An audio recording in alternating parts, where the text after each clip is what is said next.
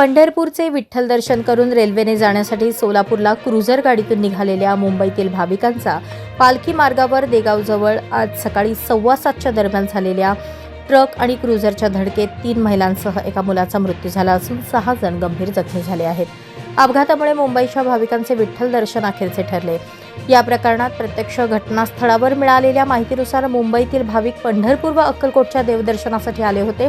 पंढरपूरला विठ्ठल रुक्मिणीचे दर्शन घेऊन परत सोलापूरहून रेल्वेने जाण्यासाठी जात असताना मंगळवेढा पंढरपूर या पालखी मार्गावर ट्रक क्रमांक MH46BU 6651 आणि क्रुझर MH13BN 7687 यांच्यात झालेल्या धडकेत क्रुझर पलटी होऊन घटनास्थळी मोठा जमाव जमला होता. यावेळी ट्रॅक्टर बोलावून पलटी झालेली जीप उभी करण्यात आली.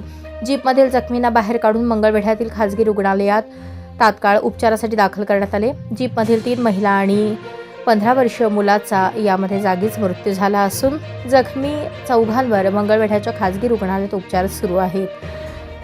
दरम्यान अपघातात एक महिला सापडली नसल्याने पोलिसांकडून तिचा शोध घेण्याचा प्रयत्न सुरू आहे. मृतदेहाचा चेंदामेंदा झाल्यामुळे मृतदेहाची ओळख पटू शकलेली नाही. मयत हे मुंबईचे असल्याचे समजते. याबाबत नातेवाईकांना कल्पना दिली असून सकाळपर्यंत नातेवाईक ग्रामीण रुग्णालयात दाखल झाल्यानंतर मृतदेहाची ओळख पटवणे शक्य होईल असे ग्रामीण रुग्णालयाच्या वैद्यकीय अधिकाऱ्यांनी सांगितले. अपघात एवढा गंभीर होता की तात्काळ पंढरपूर मंगळवेढा वाहतूक विस्कळीत झाली.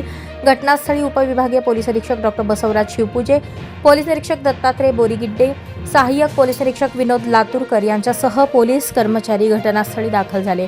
वाहतूक पोलीस यांनी तात्काळ जखमींना आवश्यक ती वैद्यकीय मदत मिळवण्यासाठी प्रयत्न केले. पंढरपूर मंगळवेढा व नागपूर रत्नागिरी या राष्ट्रीय महामार्गाबरोबरच ग्रामीण भागात देखील अपघातांचे प्रमाण वाढले आहे. जखमींना तात्काळ उपचार मिळण्याच्या दृष्टीने रुग्णवाहिकेची आवश्यकता आहे. सध्या आजच्या अपघाताप्रसंगी 108 रुग्णवाहिका उपलब्ध झाली नसल्याने खासगी रुग्णालयाची रुग्णवाहिका बोलवावी लागली.